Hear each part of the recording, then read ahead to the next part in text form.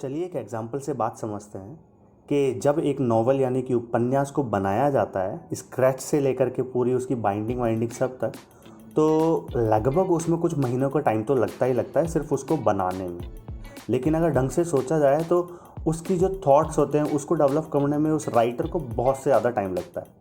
लेकिन अगर हम बात करें कि हम उस नॉवल की बात कर रहे हैं जो हमारे देश को गवर्न करती है, यानी कि कॉन्स्टिट्यूशन की बात कर रहे हैं, तो उसको बनाने में कितना टाइम लगा होगा या फिर क्या क्या प्रोसेस रहे होंगे। और सीधी सी बात है, हम कोई आम नॉवेल बनाने की तो बात नहीं कर रहे हैं, हम बात कर रहे हैं हमारे देश की कॉन्स्टिट्यूशन की, जिस पर देश आगे कुछ सालों में चलने वाला था। तो डेफिनेटली उसको बनाने में एक इंसान का तो योगदान होगा नहीं, क्योंकि एक इंसान अगर गवर्नमेंट को चलाने लगा तो फिर तो हो गया पंटादार। तो ऐसा समझने के लिए हम आज की वीडियो में आगे चलते हैं। तो आज की वीडियो में हम बात करने वाले इसी टॉपिक के ऊपर, जो कि मेकिंग ऑफ कॉन्स्टिट्यूशन, और दूसरा टाइटल हम ये दे सकते हैं कॉन्स्टिट्यूएंट असेंबली यानी कि संविधान सभा।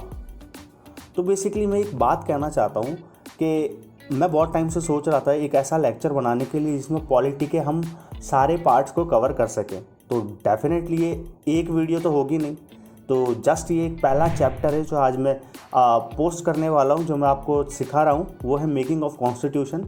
इसके आने वाले चैप्टर्स आगे आएंगे, लगभग 30 से लेकर के 35 लेक्चर्स में पूरा पॉलिटी ख़त्म हो जाएगा इसमें। तो हम स्टार्ट करते हैं हमारा पहला लेक्चर जो है मेकिंग ऑफ कॉन्स्टिट्यूशन और कॉन्स्टिट्यूएंट असेंबली के बारे में। तो सुविधा की दृष्टि से मैंने इस पूरे वीडियो के लेक्चर को 4 पार्ट में डिवाइड किया है, जिसमें पहला लेक्चर का जो पार्ट है वो है demand for a constituent assembly, दूसरा पार्ट है composition of the constituent assembly, तीसरा पार्ट है committees of the constituent assembly, और चौथा पार्ट है इनेक्टमेंट ऑफ द कॉन्स्टिट्यूशन। अगर आपको इनमें से किसी एक इंडिविजुअल पार्ट को देखना है तो आप इनके आगे जो टाइम लिखा हुआ है उस पर जाकर के आप इस पार्ट को देख सकते हैं। तो चलिए स्टार्ट करते हैं हमारा पहला जो पार्ट होने वाले हैं, demand for a constituent assembly. तो demand for a constituent assembly, जिसका अगर हिंदी में अनुवाद करें तो बोला जाता है संविधान सभा की मांग। तो इस पार्ट में हम बात करने वाले हैं कि उस समय संविधान सभा की मांग किस तरीके से उठी थी और उसकी क्या हिस्ट्री थी, क्या क्या लोग थे, कौन कौन लोग थे बेसिकली जो ये बात सोच रहे थे कि हमें संविधान सभा की ज़रूरत है। तो आगे हम पढ़ते हैं इसके बारे में। तो संविधान सभा के गठन का जो सबसे पहला विचार है वो 1934 में M.N. रॉय के दिमाग में आया था। उसी के जस्ट एक साल बाद में 1935 में जो इंडियन नेशनल कांग्रेस ने भी पहली बार संविधान सभा के गठन की मांग कर ली। और जब इस कांग्रेस ने मांग कर ली तो उस समय आप जानते हैं कांग्रेस अपने आप में एक इतनी तवज्जो रखती थी। तो 1938 में कांग्रेस की ओर से जवाहरलाल नेहरू ने कहा कि भाई हमारा जो संविधान बनाया जाएगा और इस संविधान को बनाने के लिए जो लोग होंगे हमारी संविधान सभा में, वो पूरी तरीके से हमारे ही भारतीय लोग होंगे, उनमें किसी भी तरीके का बाहरी हस्तक्षेप हमको पसंद नहीं आएगा और हम नहीं चाहते हैं। उसी के जस्ट बाद में 1940 में एक प्रस्ताव आया जो कि कहलाता है अगस्त प्रस्ताव। इस प्रस्ताव में जो जो बातें जवाहरलाल नेहरू ने उससे 1938 में कही थी उन सब बातों को मान लिया गया, स्वीकार कर लिया गया। और उसके बाद में 1942 में एक मिशन आया जो था क्रिप्स मिशन, जिसकी अध्यक्षता सर स्टैफोर्ड क्रिप्स ने करी थी। इस मिशन में कहा गया कि भारत को full dominance world war second के बाद में दे दिया जाएगा। लेकिन अगर देखा जाए तो ये साल था 1942 और वर्ल्ड वॉर सेकेंड एक तरीके से 1942 के आसपास अंत तो नहीं होने जा रहा था और ये बात पूरी दुनिया को पता था। तो इस तथ्य को देखते हुए भारतीयों ने इस चीज़ को नकारा और बोला कि ये जो मिशन है ये तो आउटडेटेड चेक है।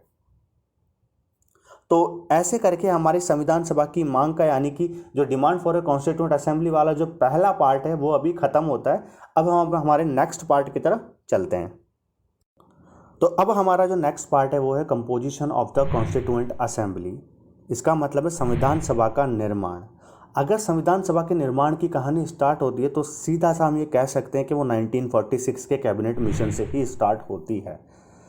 पीएम जो उस समय ब्रिटेन में नए प्रधानमंत्री बने थे वो थे क्लीमेंट एटली, और उन्होंने प्रधानमंत्री बनने के बाद में भारत में एक कैबिनेट भेजा। इस कैबिनेट में 3 सदस्य थे। पहले थे सर पैट्रिक लॉरेंस, दूसरे थे सर स्टैफोर्ड क्रिप्स और तीसरे थे ए बी अलेक्जेंडर। इन तीनों के कैबिनेट बनाकर के एक मिशन को भारत में लाया गया जिसे कहा गया कैबिनेट मिशन। इस मिशन के अंतर्गत ये डिसाइड किया गया कि भाई हमारे भारत की जो संविधान सभा होगी, संविधान निर्माताओं की सभाएं होगी, उस सभा में कितने कितने लोग और किस आधार पर पार्टिसिपेट करेंगे। अगर देखा जाए तो उस समय हमारे भारत की जो जनसंख्या थी वो लगभग 40 करोड़ लोगों के आसपास थी और 10 लाख लोगों में से एक संविधान सभा का प्रतिनिधि चुना जाना था। ऐसा करके 389 लोगों की संविधान सभा को चुनने का एक तरीके से टोटल मेमोरेंडम दे दिया गया। बताया गया कि हमारे संविधान सभा में 389 लोग होंगे, जिनमें से 296 होंगे और 93 होंगे। दो डिवीज़न किया गया। अब ये जो 296 थे वो ब्रिटिश इंडिया से बिलोंग करते थे और 93 थे वो प्रिंसली स्टेट से बिलोंग करते थे, यानी कि देसी रियासतों से। ब्रिटिश इंडिया की 296 मेंबर्स में से 292 तो गवर्नर्स के जो प्रोविंस थे उनसे बिलोंग करते थे और 4 थे जो चीफ कमिश्नरेट प्रोविंस से बिलोंग करने वाले थे। तो बस अब जब ये डिसाइड कर ही लिया गया था कि संविधान सभा में कितने लोग होने वाले हैं, तो जुलाई अगस्त 1946 में संविधान सभा के लिए चुनाव भी हो गए।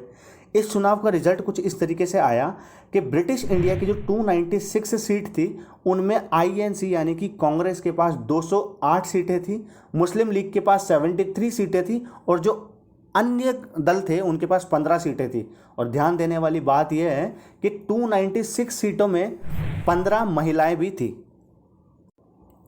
और फिर चुनाव के पश्चात कैबिनेट मिशन के द्वारा जो सुझाए गए सुझाव थे उसके आधार पर नवंबर 1946 में संविधान सभा का गठन कर दिया गया और 9 दिसंबर 1946 एक ऐसी डेट आती है, उस डेट पे संविधान सभा की पहली बैठक होती है जिसकी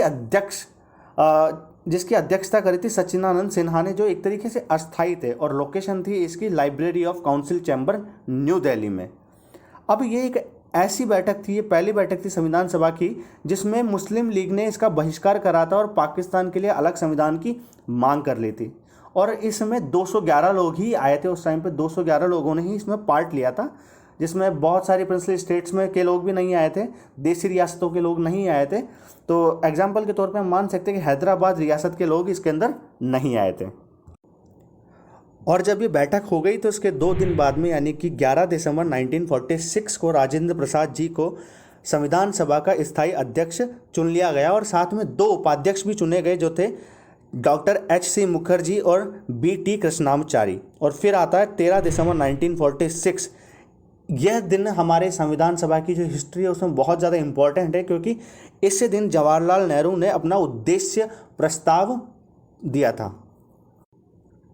इस प्रस्ताव में यह बताया गया था कि हमारे देश के लिए जो संविधान बनने जा रहा है उस संविधान का एक उद्देश्य क्या है, उसका उद्देश्य किस तरीके से रहेगा ताकि वो हमारे देश के लोगों को एक लाभप्रद साबित हो।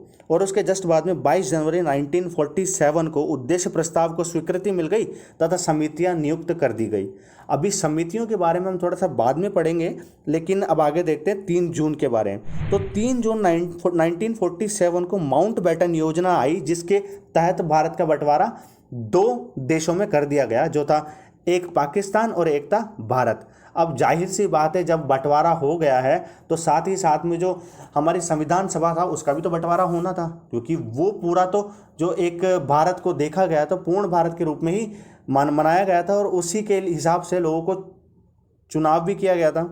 तो अब डेफिनेट सी बात है कि पाकिस्तान से जो लोग आए थे वो जाने वाले थे पाकिस्तान की तरफ और भारत की तरफ से जो लोग थे वो भारत की तरफ ही रहने वाले थे। तो ऐसा करके संविधान सभा का बंटवारा होता है और जो 389 सीट्स थी वो घट करके 299 ही रह जाती है और जो 296 थी जो ब्रिटिश इंडिया की थी उस समय वो 229 रह जाती है और जो 93 थी जो देसी रियासतों से थी वो 70 ही रह जाती है।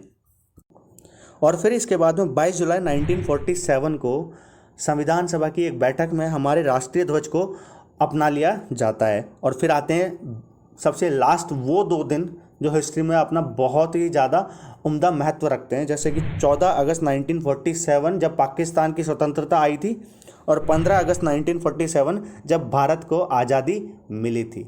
तो ये तो था हमारा सेकंड पार्ट, इसको हम बोलते हैं composition of the constituent assembly, यानी कि संविधान सभा का निर्माण। अब हमारे नेक्स्ट पार्ट की तरफ बढ़ते हैं। तो अब हम बढ़ते हैं हमारे लेक्चर के जो नेक्स्ट पार्ट की तरफ, यानी कि तीसरे पार्ट की तरफ, जो है committees of the constituent assembly, यानी कि संविधान सभा की बनाई गई समितियाँ। तो इन सब समितियों में लगभग 8 समितियां जो मेन थी उनमें हम डिस्कस करने वाले हैं, जिनमें से सबसे इम्पॉर्टेंट समिति आती है प्रारूप समिति, ड्राफ्टिंग कमेटी। उसके बारे में हम सबसे पहले डिस्कस करते हैं। तो प्रारूप समिति की जो एक तरीके से डिमांड क्यों पड़ी, उसकी ज़रूरत क्यों पड़ी, उसके बारे में समझते हैं। BN राव ने संविधान का प्रारूप तैयार किया था और उस प्रारूप पर विचार विमर्श करने के लिए प्रारूप समिति, ड्राफ्टिंग कमेटी का गठन किया गया था। किसकी अध्यक्षता में किया गया था? भीमराव अंबेडकर की अध्यक्षता में। और इसका गठन 29 अगस्त 1947 को किया गया था, जिसके 7 सदस्य थे, जिनमें पहले सदस्य तो खुद BR अम्बेडकर थे, दूसरे थे N गोपाल स्वामी अयंगर थे, तीसरे थे अल्लादी कृष्ण स्वामी अय्यर, और चौथे थे कन्हैयालाल मणिकलाल मुंशी, पांचवें थे सैयद मोहम्मद सादुल्ला और छठे थे N माधव राव, जो BL मित्र के स्थान पे आए थे। बेसिकली BL मित्र जो थे उनको बीमारी हो गई थी, इसके लिए उनके जगह पर N माधव राव आए थे। और सातवें थे TT कृष्णाचारी, जिन्होंने DP खेतान को रिप्लेस किया था, जिनकी मृत्यु 1948 में हो चुकी थी। अब हम अगर अन्य समितियों के बारे में देखें तो उनमें पहली समिति आती है संघ शक्ति समिति, जिसे यूनियन पावर कमेटी भी कहा जाता है, जिसकी अध्यक्षता जवाहरलाल नेहरू ने करी थी। और नेक्स्ट आती है संघीय विधान समिति, जिसे कहते हैं यूनियन कॉन्स्टिट्यूशन कमेटी, जिसकी अध्यक्षता भी जवाहरलाल नेहरू जी ने ही करी थी। और तीसरी आती है प्रांतीय संविधान समिति, यानी कि प्रोविंशियल कॉन्स्टिट्यूशन कमेटी, जिसकी अध्यक्षता सरदार पटेल ने करी थी। और चौथी आती है मौलिक अधिकार एवं अल्पसंख्यक समिति, फंडामेंटल राइट एंड माइनॉरिटी, जिसकी अध्यक्षता भी सरदार पटेल ने ही करी थी। लेकिन ध्यान देने वाली बात यह है कि जो चौथी कमेटी है मौलिक अधिकार और अल्पसंख्यक समिति वाली, इसकी 2 उपसमिति है, जिसमें पहली उपसमिति है मौलिक अधिकार की और दूसरी उपसमिति है अल्पसंख्यक समिति। अब 5वीं समिति की तरफ चलते हैं, जो कि है प्रक्रिया नियत समिति, यानी कि रूल्स ऑफ प्रोसीजर कमेटी, जिसकी अध्यक्षता डॉक्टर राजेंद्र प्रसाद जी ने स्वयं करी थी। और छठी जो हमारी समिति है वो है राज्यों के लिए समिति, यानी कि स्टेट्स कमेटी, जिसकी अध्यक्षता जवाहरलाल नेहरू जी ने ही करी थी।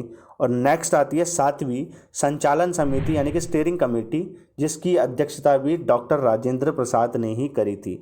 तो इस पार्ट में हमने सारी की सारी समिति यानी कि कमेटीज़ को कवर कर लिया है। हमने सबसे पहले स्टार्ट करी प्रारूप समिति से, जिसकी एक तरीके से जिसका एस्टेब्लिशमेंट 29 अगस्त 1947 को किया गया था। उसके बाद में हमने जो नेक्स्ट 7 इम्पोर्टेंट समिति थी उनके बारे में भी डिस्कस कर लिया है। अब हम चलते हैं हमारे नेक्स्ट पार्ट की तरफ, जो है संविधान का प्रवर्तन, यानी कि इनैक्टमेंट ऑफ द कॉन्स्टिट्यूशन। तो संविधान के प्रारूप पर ठीक तरीके से स्टडी करने के बाद डॉक्टर भीमराव अंबेडकर साहब ने 4 नवंबर 1948 को संविधान का अंतिम प्रारूप पेश कर दिया संविधान सभा में। उसके बाद में 26 नवंबर 1949 को भारत के लोगों ने संविधान को अपनाया, जिसमें थे 395 आर्टिकल्स, यानी कि 395 अनुच्छेद थे, 8 स्केड्यूल्स थी, 8 अनुसूचियाँ थी, 22 पार्ट्स थे, यानी कि 22 भाग थे। और उस दिन 26 नवंबर 1949 को पूरा संविधान लागू ना करके आंशिक संविधान को लागू कर दिया गया, जिसमें आर्टिकल थे 5, 6, 7, 8, 9, 60, 324, 366, 367, 379, 380, 388, 391, 392, 393, जिनको लागू कर दिया गया था उसी समय। अब 24 जनवरी 1950 को संविधान सभा की अंतिम बैठक होती है और इस बैठक में राष्ट्रीय गीत और राष्ट्रगान को अपनाया जाता है। और 26 जनवरी 1950 को भारत में संविधान को टोटली लागू कर दिया जाता है।